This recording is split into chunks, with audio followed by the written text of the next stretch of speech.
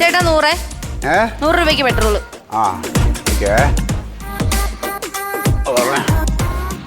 പിന്നെ ഈ പെട്രോളൊക്കെ അടിച്ച് വണ്ടിയും കൊണ്ടിങ്ങനെ നടക്കുന്നത് എന്റെ കാര്യങ്ങളൊക്കെ അറിയാവോ?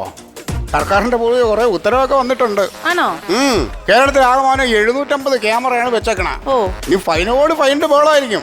വണ്ടി കണ്ണി കണ്ടെടുത്തുകൊണ്ട് പാർക്ക് ചെയ്താൽ 250 രൂപ ഫൈൻ. പിന്നെ നമ്മൾ ഹെൽമെറ്റ് ഇല്ലാതെ പോയി കഴിഞ്ഞാൽ 500 രൂപ, 3 ആൾ കയറി കഴിഞ്ഞാൽ 1000, വണ്ടി ഓടിക്കുമ്പോൾ ഫോണിൽ സംസാരിച്ചാൽ 2000. ഇതൊക്കെ ഇപ്പൊ എന്നോട് പറയണ എന്തിനാ? ഒരു നല്ല കാര്യം ഞാൻ അറിയിച്ചതല്ലേ, കയ്യിരിക്കണ കാശ് കളയണ്ടല്ലോ എന്ന് പറഞ്ഞിട്ട് പറഞ്ഞതാ. ഹലോ ഐഡി ഫോൺ വെക്ക് പമ്പിൽ നിന്നിട്ട് ഫോണങ്ങ് വെച്ച. ഇത് ഇത്രയ്ക്ക് അറിയില്ലേ? ഇത് പൊട്ടി നിറഞ്ഞാൽ തീ പിടിച്ചാൽ എന്ത് ചെയ്യും? കണ്ട ഒരു കുറവുമില്ല, വിവരം വിദ്യാഭ്യാസമല്ല 10 പൈസയുടെ. പൈസ എടുക്ക്. അയ്യോ ചേട്ടാ, ഞാൻ പൈസ എടുത്തില്ല. പൈസ ഇല്ലേ? പൈസ എടുത്തില്ല. കാർഡുണ്ടോ? അയ്യോ കാർഡും എടുത്തില്ല. ഗൂഗിൾ പേ ചെയ്യാൻ പറ്റോ? ഗൂഗിൾ പേ ചെയ്യാനാണല്ലോ ഈ സാധനം ഇവിടെ ഉണ്ടാക്കി വെച്ചേക്കണേ. അതാ ഇങ്ങോട്ട് പിടിച്ചോ. ഇപ്പൊ ഫോൺ ഓൺ ആക്കിയാ കുഴപ്പമില്ലേ? അല്ല, അത് പിന്നെ ഈ സംസാരിക്കും പോലെ അല്ലല്ലോ. ഇതിപ്പോ ഒരു ചെറിയ പ്രക്രിയ അല്ലേ? ഇങ്ങനെ കാണിക്കുമ്പോ നൈസായിട്ട് ആരും അറിയാതെ പൈസ ഇതിലേക്ക് വരണല്ലേ, അതിന് കുഴപ്പമില്ല. അതെ അതെ, ഈ കുടുംബകാര്യങ്ങൾ സംസാരിച്ചോണ്ടിരിക്കുന്നത് ബാക്കി നമുക്ക് പോണ്ടേ? സോറി സാർ, കുറെ നേരമല്ലേ ഇത്? സോറി, ക്ഷമിക്കണം. നിങ്ങൾ ശ്രദ്ധിക്കേണ്ട കാര്യങ്ങളല്ല. ആ കൊച്ചിലെ ഒരു സംശയങ്ങളൊക്കെ ഞാൻ പറഞ്ഞു കൊടുത്ത സാറിനിപ്പോ എത്രയ്ക്കാ? അല്ല, എത്ര അടിക്കണം എന്നുള്ളത് നിൽക്കട്ടെ, ഇത് ക്വാളിറ്റി ഒക്കെ ഉള്ളത് തന്നെ പെട്രോൾ. ക്വാളിറ്റി ഉണ്ട് എന്റെ സാറേ, ഈ ഏരിയയിൽ ഏറ്റവും ക്വാളിറ്റി ഉള്ള പെട്രോൾ ഞങ്ങളാ കൊടുക്കണം. അതുപോലെ ഈ ഫ്യൂലിന്റെ ഡെൻസിറ്റി എത്രയാണ്? സെൻസ് ഉണ്ടാവണം, സെൻസിറ്റിവിറ്റി ഉണ്ടാവണം, സെൻസിബിലിറ്റി ഉണ്ടാവണമല്ലോ, അതുണ്ട് ഇതില്. അതല്ല ഞാൻ പറഞ്ഞത്, ഡെൻസിറ്റി എന്ന് പറഞ്ഞു കഴിഞ്ഞാൽ ഇതിന് ക്വാളിറ്റി എത്ര ഉണ്ടെന്ന് അറിയാം. അതായത് എന്റെ വണ്ടി ചെയ്തായി പോലെ ക്വാളിറ്റിയുടെ അവിടെ എഴുതിയിട്ടുണ്ട്. അവിടെ 752. ഡെൻസിറ്റി എത്ര ഉള്ളല്ലേ? 800 ഒന്നും ഇല്ല എന്റെ സാറേ. നമ്മുടെ നാട്ടിൽ കിട്ടാവുന്ന ഏറ്റവും നല്ല ഡെൻസിറ്റിയാണ് ഇത്. ആണോ? സാറിന് എങ്ങനെ അടിക്കണം? എത്രയ്ക്ക് അടിക്കണ്ടേ? 3000 അല്ല 300? 30 രൂപയ്ക്ക് അടിക്കാം അങ്ങോട്ട്. 30 ഗുണമയ്ക്ക് ഡെൻസിറ്റി കൊള്ളാടേ. പൈസ എന്തോ ചുമ്മാ ഇട്ടണതാ?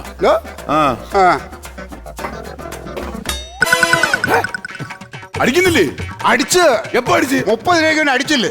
ഞാൻ കണ്ടെന്നില്ല, ചുമ്മാ കളിക്കരുത് കേട്ടോ. തോന്നിയാസം പറയരുത്. 30 രൂപയ്ക്ക് പിന്നെ നയാഗ്ര ഫാൾസിൽ നിന്ന് ഇങ്ങനെ വെള്ളം വീഴുമ്പോൾ വീഴുമെന്ന് വിചാരിച്ചോ? ഇതൊന്നും കാണാനില്ലല്ലോ. അതിൽ അത്രേ ഉണ്ടാവും. 30 രൂപയ്ക്ക് പെട്രോൾ അത്രേ ഉള്ളൂ. 30 രൂപയ്ക്ക് ഡെൻസിറ്റി. നീ ഇങ്ങനെ കുറെ ഉരുട്ടും. എവിടെ പോയി സുശീല? എവിടെ പോയി? ഒരു ചായ കുടിക്കാന്നും പറഞ്ഞ് ഇങ്ങനെയാണോ? ഞാൻ കുളിക്കാൻ പോയതല്ല, ചായ കുടിക്കാൻ പോയതാണ്. ചൂട് ചായ അണ്ണാക്കി എടുത്ത് ഒഴിക്കാൻ പറ്റുമോ? പെട്രോൾ പമ്പിലും സൗകര്യമില്ല, വീട്ടിൽ വന്ന അവിടെയും സൗകര്യമില്ല. അയ്യോ എടി ആഗ്രഹക്കാരൻ ശശിയുടെ മോളെ, നീ വലിയ ബഹളം കാണിക്കല്ലേ കേട്ടാ. നീ എന്റെ ഭാര്യയാണെന്നുള്ള ഒറ്റ ഔദാര്യത്തിലാണ് മുതലാളി നിന്നെ കൂടെ ഇവിടെ നിർത്തിക്കണ ജോലിക്ക്. പിന്നെ ജില്ലാ കളക്ടറിന്റെ പണിയാണല്ലോ. എന്തോ ജില്ലാ കളക്ടറിന്റെ പണിയൊന്നും അല്ല. വൈകുന്നേരം ആകുമ്പോ എണ്ണി തരണല്ലോ. എന്നിട്ട് അതുപോലെ തന്നെ എണ്ണി അങ്ങോട്ട് വാങ്ങുന്നുണ്ടല്ലോ. അത് പിന്നെ കുടുംബം കഴിയുമ്പോ അങ്ങനെ വാങ്ങേണ്ടിയൊക്കെ വരും. കുടുംബത്തിന്റെ കാര്യം എന്നോട് പറയരുത്. എന്ത് കുടുംബത്തിന്റെ കാര്യം? ഒരു ഉത്തരവാദിത്വം. അത്യാവശ്യമായിട്ട് കുപ്പിക്കകത്ത് 1 ലിറ്റർ പെട്രോൾ അടിച്ചാ? കുപ്പിയില? പിന്നെ കുപ്പിയിലൊന്നും പെട്രോൾ കൊടുക്കത്തില്ല. എന്റെ ചേട്ടാ 4 കിലോമീറ്റർ അപ്പുറത്ത് വണ്ടി കിടക്കുമെന്ന് പെട്രോൾ തീർന്നിട്ട്. എടേ പൊന്നണിയ, കുപ്പിയിൽ പെട്രോൾ കൊടുക്കാൻ പാടില്ല.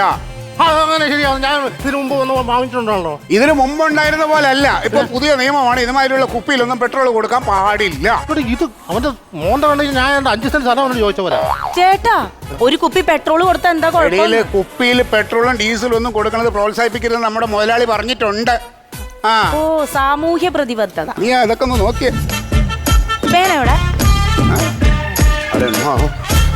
ദിനേശ് ചേട്ടാ, എനിക്കെന്തോ പേടിയാവുന്നു. നീ എന്തിനാണ് ഇങ്ങനെ ടെൻഷൻ കാണിക്കുന്നത്?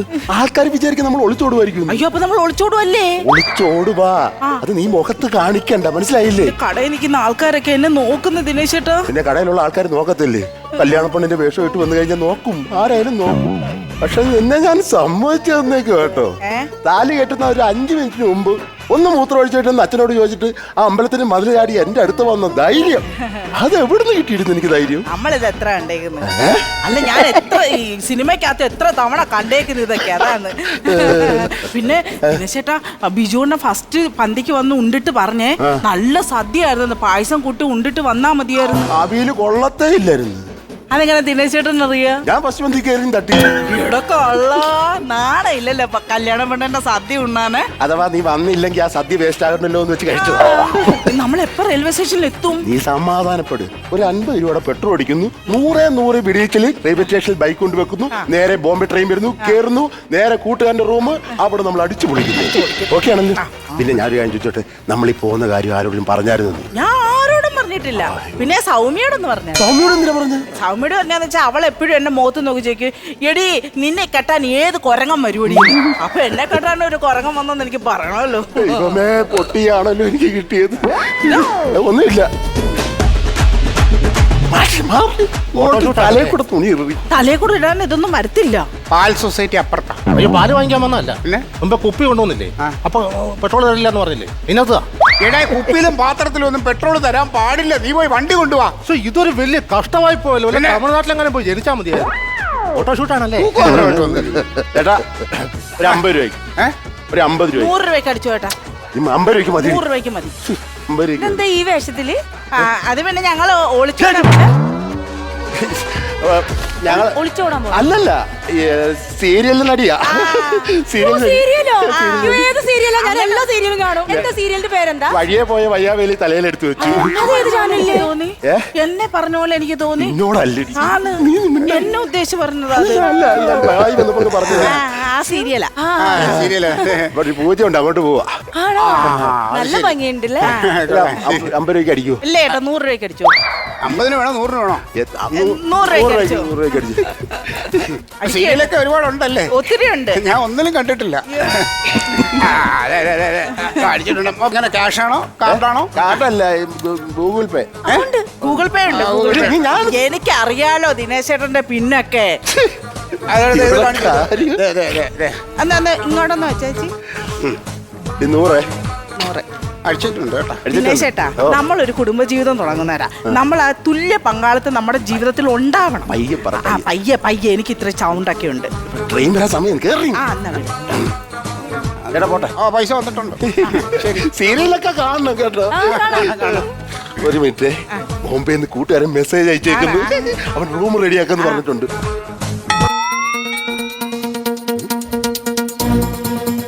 നീ എത്ര രൂപയ്ക്ക് അടി അടിച്ച്? 100 രൂപയ്ക്ക്. പിന്നെ ഈ മൊബൈലിൽ കിടന്ന് 10,000 രൂപ എന്ത്? 10,000 രൂപ ഡെബിറ്റ് ആയെന്നാണല്ലോ കാണിക്കുന്നത്. അല്ല, ഞാൻ എന്റെ അമ്മയാണ് ഞാൻ 100 രൂപയ്ക്ക് അടിച്ചിട്ടുള്ളേ. 100?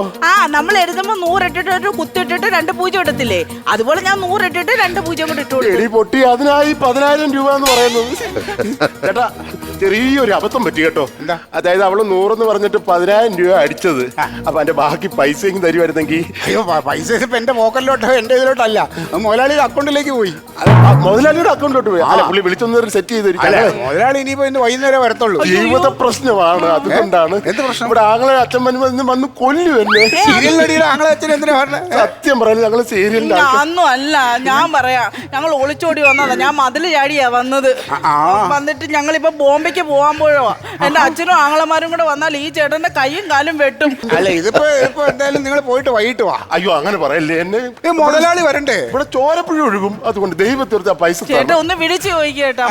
ഞാൻ ഒന്ന് വിളിക്കട്ടെ മുതലാളി ചോദിച്ചു നോക്കട്ടെ. സാറേ, പിന്നെ ഒന്നുമില്ല, ഒരു പയ്യൻ ഇവിടെ വന്നിട്ട് പെട്രോൾ അടിച്ച് 100 രൂപയ്ക്ക്. എന്നിട്ട് അവര് ഗൂഗിൾ പേ അയച്ചത് 10,000 ആയിപ്പോയി. 100. അപ്പൊ ബാക്കി നമുക്ക് 9,900 രൂപ തിരിച്ചു കൊടുക്കണമല്ലോ. 10 മിനിറ്റിനകത്ത് അയക്കാന്നാ. മതി തിരിച്ച് ഇപ്പൊ അയച്ച ആ നമ്പർ നോക്കിട്ട് സാർ അതിലോട്ട് തിരിച്ചയച്ചാൽ മതി. ശരി. ബാക്കി 10 മിനിറ്റിനകത്ത് 10 മിനിറ്റ് അല്ല, ഇവിടുന്ന് 10 മിനിറ്റ് റെയിൽവേ സ്റ്റേഷൻ 10 മിനിറ്റ് കഴിയുമ്പോൾ ട്രെയിൻ വരും. അതിന് മുമ്പ് പോകണം. അതുകൊണ്ടാണ് സാറിന്റെ കയ്യിലോട്ട് അഡ്ജസ്റ്റ് ചെയ്താ. എന്റെ കയ്യിൽ ഇവിടുന്ന് കാശ് അങ്ങനെയൊന്നുമില്ല. ഇത് മുതലാളി ഇപ്പൊ ഇട്ടു 10 മിനിറ്റ് നിൽക്കി. ഇത്രയൊക്കെ ആയില്ലേ? വേറെ പ്രശ്നമൊന്നുമില്ല. ചേട്ടാ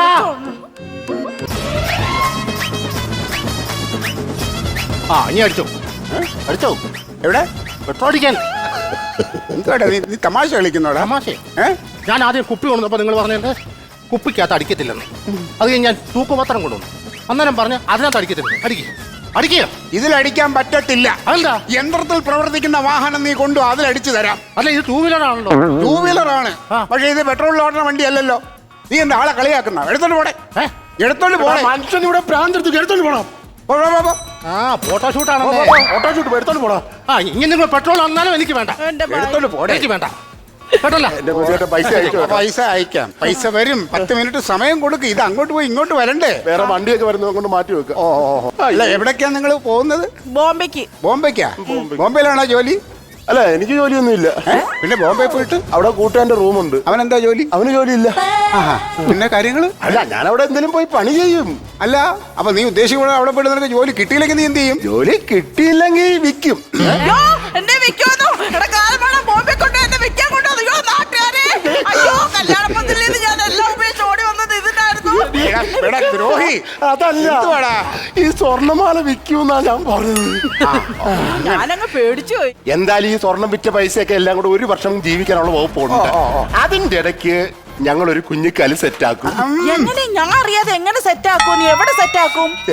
എവിടെ സെറ്റ് ആക്കുമെന്ന്? ഈ ഭാഗത്തായിട്ട്. അയ്യോ, ഈ ഭാഗത്തൊക്കെ വരൂ. പൊട്ടി എന്റെ കൊല്ലി. മനസ്സിലായോ എന്റെ അവസ്ഥ? എന്റെ പൊന്നു കൊച്ചെ, നിന്നെ കെട്ടാൻ പോണ ആൾക്ക് അല്ലെങ്കിലേ ജോലിയില്ല.